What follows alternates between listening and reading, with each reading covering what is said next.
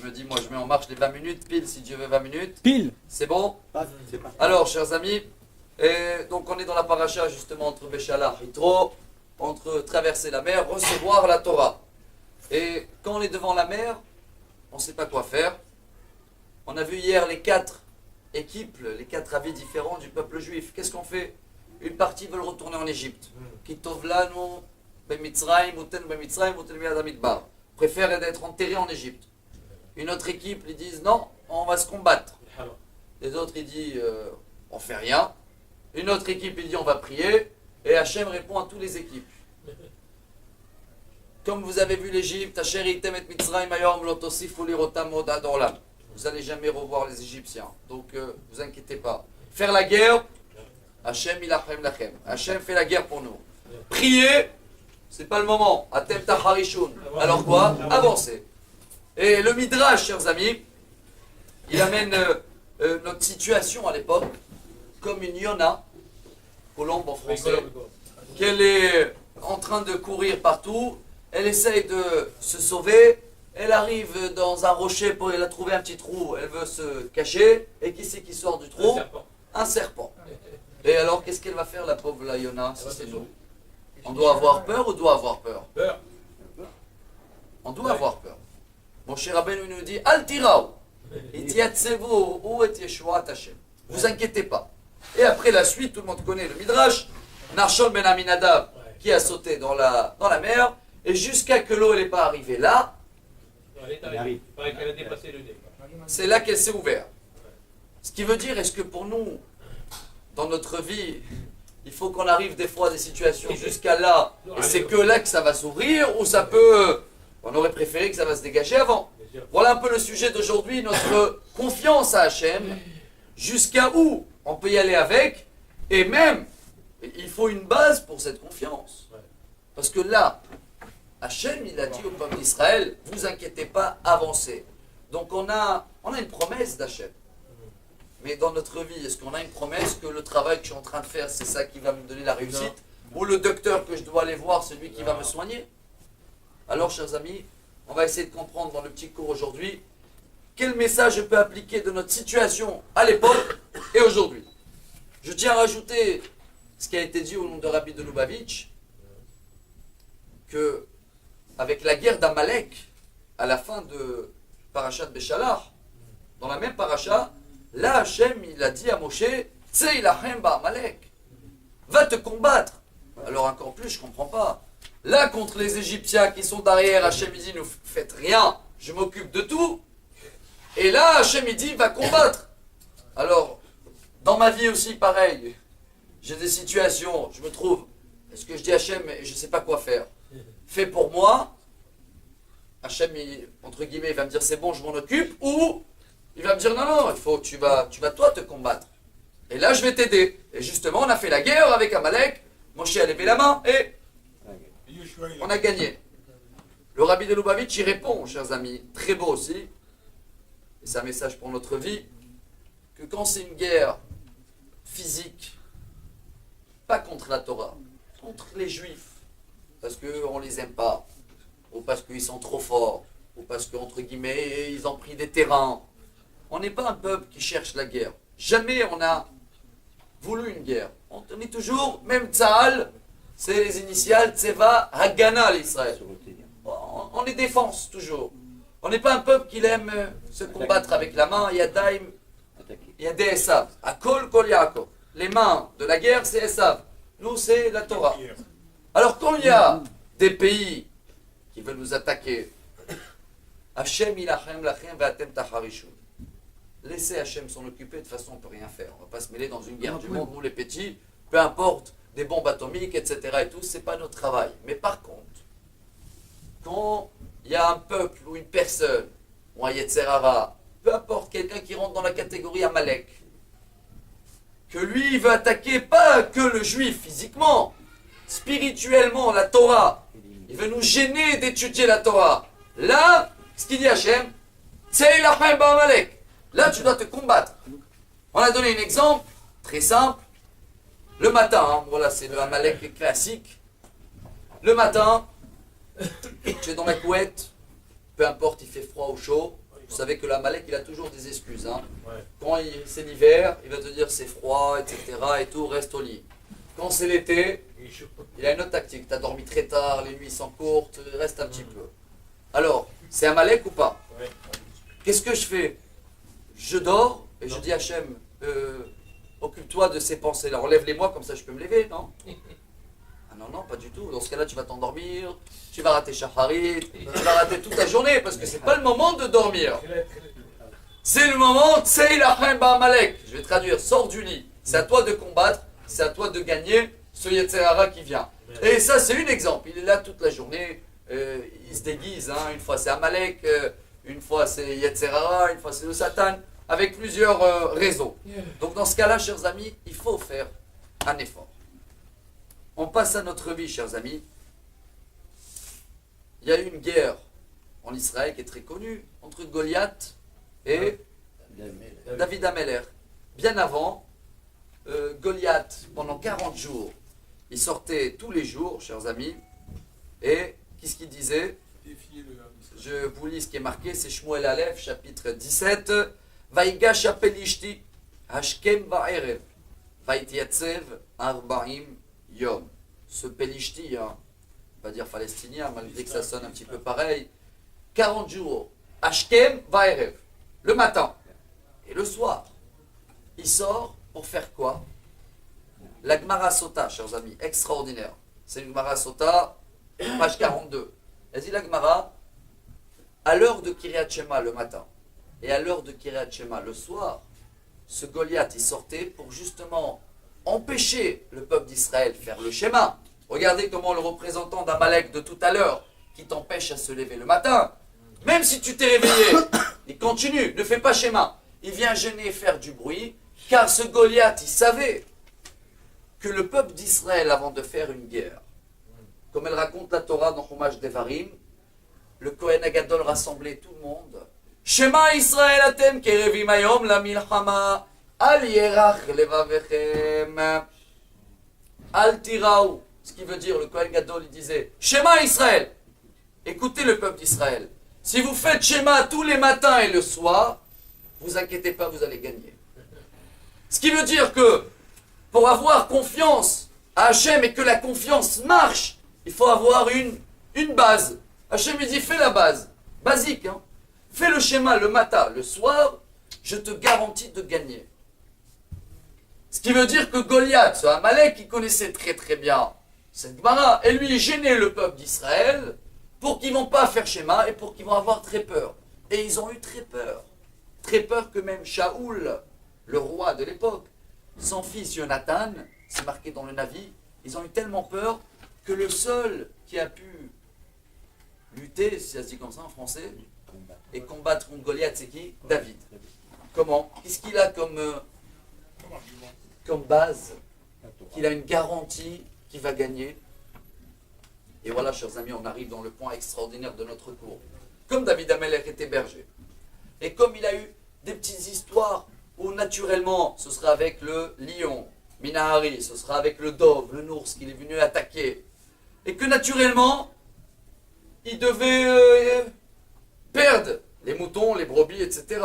Mais Hachem, il a fait des miracles que le roi David, il a dit, oh, Hachem, il est avec moi, même dans ces petits détails, là, dans ce champ abandonné, là, où mes frères, ils m'ont abandonné, tout le monde m'a abandonné. Je viens de voir la main d'Hachem qui m'a aidé dans ce coup-là. Ce qui veut dire que j'ai une base pour ma confiance. Vas-y, je fonce avec cette confiance, j'ai pas peur de Goliath. J'ai le schéma du matin et du soir, je fonce, et la suite, vous connaissez très bien, David gagne Goliath et devient le roi d'Israël. Déjà, de là, je peux tirer pour ma vie, et je partage ensemble, chacun dans sa vie. Ça suffit de faire des choses basiques que Hachem nous demande. D'avoir une caisse, une raison de quoi avoir confiance à Hachem. Dans ce cas-là, on a une promesse, vous inquiétez pas, vous allez réussir. Vous inquiétez pas jusqu'à quel domaine, hein, je reprends tout à l'heure. Est-ce qu'il faut quand même que je rentre dans la mer jusqu'à là pour qu'elle s'ouvre ou pas? J'ouvre une parenthèse. Cette mer qu'elle s'est ouverte, hein, ça concerne tous ceux-là qui vont regarder le cours, qui sont peut-être pas encore mariés, ou qui ont certaines difficultés de parnassa. Et ils demandent cette question. Comment la Gemara, elle compare le mariage et la parnassa à l'ouverture de la mer. Et la Gemara dit, Kashim mezonotav chez la dame, qui kriyat yam souf. Caché zivugo chez la dame, qui kriyat yam souf. C'est dur le mariage et la parnassa comme ouverture de la mer. Ça veut dire quoi c'est dur? Pour Hachem, c'est pas dur, il a fait. Mais ces personnes se demandent une question. C'est marqué que c'est dur, mais j'ai un ami, à peine il a fait le bac, et tac, il gagne 20 000 euros par mois. Alors pour lui, c'est pas facile. Pourquoi moi je suis pas dans le même chemin, quoi? J'ai pas traversé la mer, moi. Ou un autre, le pauvre, il n'est pas marié, et il a un âge assez avancé. Il comprend pas comment son copain, tac, 2 chidours, 2 rendez-vous, il s'est marié. Il est où la catégorie, la mesure? Pourquoi lui plus vite, lui moins vite? Chacun a son chemin, même dans l'ouverture de la mer.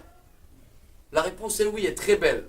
On l'avait amené une fois, je ne me rappelle pas le nom de qui. Comme vous le savez très bien que quand Hachem il a ouvert la mer, il nous explique le Midrash, il amène aussi Rashi, combien des 12 chemins il y avait? 12 chemins. Chaque tribu avait son chemin. Dans ce cas-là, chers amis, on va prendre le premier chemin. Il est tout droit, ils ont traversé tout droit, ils ont fait un demi-tour, le peuple d'Israël. Ils ont fait, comment vous le dites en français? Un arc au-dessus. Un demi-cercle. Un arc. Un arc. Ouais, un demi-cercle. Un arc. Voilà, un arc, c'est bien ça. Excusez-moi, c'est mon français. Un arc, comme ça. Très bien. Parce qu'ils sont retournés dans le désert pendant 40 ans. Tout ce qu'il a fait Hachem, ouvrir la mer, c'est pour que les Égyptiens, ils vont se noyer. Et après, on a tourné 40 ans, vu tous les plaintes et les accidents qu'on a pu faire. On va parler plus tard. Ce qui veut dire que la première tribu, elle a fait un petit arc. C'est plus court. Le plus court, bravo. Le deuxième, Un peu plus grand. un peu plus grand. Le troisième, Un peu plus grand. le 12e. Mais tout le monde, ils sont sortis de point A pour arriver à point B. Donc déjà, on a compris la réponse à ces questions-là. Ne te demande pas comment lui, c'est plus facile pour lui dans la parnassa ou dans les ivouk. Lui, il a un demi-cercle qui est un peu plus court que le tien. On referme les parenthèses. On a fini avec cette histoire par rapport à chacun sa situation parnassa et mariage. Et on reprend, chers amis, notre sujet. Maintenant qu'on a compris, qu'est-ce qu'on peut tirer de David Ameller par rapport à la base qu'il nous faut pour la Ishtadlout. On va essayer d'apprendre pour la santé. Il y a un roi d'Israël, que lui il était malade, et il s'appelait Asa, et on est toujours dans le Navi, et on l'a reproché, je lis ce qui est marqué, Vegam becholio lo darash et Hashem ki im barofim. Le Navi le reproche, le roi d'Israël Asa, que même quand il était malade, il n'est pas parti voir Hachem, il est parti voir que les docteurs. Enfin, tu veux me dire que moi, quand je suis malade, avant d'aller voir les docteurs, je dois d'abord chercher dans moi-même les erreurs que je dois réparer, et dans ce cas-là, peut-être j'enlève le petit souci de santé que Bezrat Hachem, ce ne sera jamais des grands soucis, tout de suite sans aller voir les docteurs. Non. Quelle est la réponse du Ramban, de Narvani, chers amis? Elle est formidable. Oui, à l'époque. Pourquoi oui à l'époque? Parce qu'à l'époque, ce cours qu'on fait aujourd'hui, on partage, on met les choses sur la table, il était tellement dans la vie de chacun, qu'ils avaient tellement confiance à Hachem, que oui, il fallait voir à l'époque d'abord quel est le problème. Il a dû avoir un péché que j'ai fait. Comme vous le savez très bien, le schéma Israël contient combien de mots? 248, avec les trois mots qu'on termine en double à la fin, Hachem Elokechem Emet, qui correspond à les 248 membres de chacun, que dès qu'il y a un membre qui ne fonctionne pas bien, qui veut dire problème de santé, ça a dû avoir une mitzvah des 248 mitzvot positives à faire que tu n'as pas fait, et ça se reflète dans le membre et ça fait une maladie. À l'époque, tu pouvais le trouver très facilement. Aujourd'hui, chers amis, nous dit le Rav Neventzal, c'est le rabbin de la vieille ville de Jérusalem, gare à celui-là, tu ne vas pas aller chez le docteur quand il est malade. La Torah, elle te dit Verapo Yerapé. Parashat Mishpatim. C'est quoi Verapo Yerapé? Mikan Shenitna Reshut Laofim Lerapot. Kadosh Baruch Hu, il a donné une ordre, une mitzvah, une autorisation à les médecins de guérir. Va les voir. À l'époque, attends, avant d'aller les voir, analyse-toi toi-même. Tu as quelque chose qui te manque dans ta confiance. Ce qu'on peut continuer à tirer de là, chers amis, qu'aujourd'hui, peu importe notre confiance en Hachem, elle n'est pas totalement dans un niveau complet où on peut être sûr que c'est bon Hachem. Je ne vais pas y aller chez le docteur, tu t'en occupes. Waouh! Et là, je touche le point d'Amalek. On reprend Amalek de tout à l'heure. Tout ça est bien, chers amis, si ce n'est pas la fainéantise, comme ça on dit en français, la hatzlout. Si tu ne vas pas chez le docteur parce que tu es feignant et parce que, oulala, le rendez-vous, en Israël aussi, ça dure plus long. Kafsrout, hein. Il y en a ici, ils disent, oulala, j'appelle pour avoir rendez-vous, c'est 3 mois. Peu importe, c'est vrai ou pas, je dis, Baruch Hashem, ça prouve qu'ici, il vaut mieux de ne pas être malade. Donc il faut bien prier, prie bien et jusqu'à le rendez-vous, ça va passer. Malheureusement, c'est une réalité. Peu importe, chers amis, ce qui veut dire pour nous, oui, il y a cette réalité, je dois faire l'effort qu'il faut, la ishtadlout, mais chers amis, et voilà là j'arrive dans la base du cours, quelle ishtadlout je vais faire? Petite. Si je ne suis pas feignant et je veux y aller, est-ce qu'une petite ça suffit ou pas? Oui. Et là, dans les 4 minutes qui nous restent dans le cours, je vais laisser ce chose-là mise en table avec 2 avis dans notre chemin de Bitachon. Un qui s'appelle le Hazonish, vous avez entendu parler, le grand rabbin de Bnei Brak, Yeshayahu Kareli Zecher Tzadik Livracha, qui était un des premiers rabbins en Israël à l'époque de David Ben Gurion, qui va nous donner un chemin formidable. Et Novardok, ça vous dit quelque chose? Ouais. Non, c'est pas une ville en Tunisie, même si on est dans une paracha tunisienne, c'est quelque part en Pologne, Ukraine. C'est une chassidoute, le sabbat de Novardok. Et chacun propose une autre façon de voir quelle est la confiance à Hachem qu'on doit avoir et qu'est-ce qu'on peut tirer avec cette confiance. On va terminer avec ce message, chers amis. Il est très beau. On va commencer avec Novardok. Novardok nous dit comme ça, chers amis.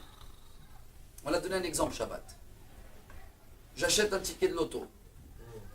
Si je suis sûr à 100%, si j'ai la confiance à Hachem que je vais gagner, 100%, hein, je vais gagner. Tout de suite, il amène une histoire pour confirmer ce chemin, en disant qu'il y avait un qui l'a écouté ce cours. Hein, et il est parti le lendemain acheter un ticket de loto, justement. Il a fait confiance au rabbin qui a dit je vais gagner, je vais gagner. Et par contre, quand son copain il est arrivé le lendemain, il a dit combien il y en a cette semaine? 44 millions dans le loto, je sais pas, dans le Dabel. Je te propose 20 millions tout de suite, tu me vends le ticket. Même pas, il a hésité, il a dit bien sûr, oui, il a dit avant, tac, tac, t'as pas du tout confiance 100% en Hachem. Tu viens de me prouver que ta confiance elle est 50%. Parce que tu étais prêt à accepter 50%. Et je pense que chacun de nous, même à 1%, hein, qui va gagner, ça veut dire 100 000 shekels, peu importe, il aurait pris. Ce qui veut dire, si j'ai confiance 100%, Hachem, il va faire en sorte de réaliser ma volonté. C'est fort. Ça, c'est un chemin. Le deuxième chemin, non. Hazonish, il dit, attends, il faut prendre en considération que si ce monsieur va gagner le loto, peut-être il va devenir Maboul. Il y en a, non? Peut-être, oui, il a changé sa vie, il a changé de femme, il a changé de tout. Donc peut-être que Hachem, il sait mieux que toi, monsieur, que nous, ce qui est bien pour nous. Dans ce cas-là, même si j'ai 100% confiance à Hachem, il ne me le donne pas. Pourquoi? Il sait mieux que moi ce qui est bien pour moi. Ce qui veut dire pour nous, chers amis, je laisse ça exprès ouvert. De toute façon, le cours, il est terminé. La suite, on va le faire, si Dieu veut, dans le prochain cours. Que, à nous de choisir un des 2 chemins. Le premier, c'est top niveau, hein, d'avoir confiance 100% à Hachem. Et dans ce cas-là, Hachem, il va changer pour toi des choses. Waouh! Le deuxième, Hachem, il sait ce qui est bien pour toi. Donc s'il te demande un peu plus des efforts dans le travail que tu viens de commencer, ou un peu plus des efforts pour aller trouver ton zivou, ou un peu plus des efforts pour voir un deuxième avis d'un autre docteur pour problème de santé, c'est que Hachem, il sait ce qui est bien pour toi. Mais peu importe un des 2 chemins qu'on va choisir, chers amis, sachez que si on a une base, comme on a vu, le minimum, schéma, matin et soir, on a déjà de quoi recevoir cette promesse et cette bracha qui nous a donné Hachem garantie dans cette paracha. Hachem ilachem lachem, ve'atem tacharishu. Tous les petits combats, Hachem il va les faire pour nous. Nous on fait l'effort un maximum qu'on peut, et Bezrat Hachem, toutes les portes vont s'ouvrir pour nous, comme la mer qu'elle s'est ouverte, dans la Parnassa, dans le Mazal, dans la Mais, santé. allez,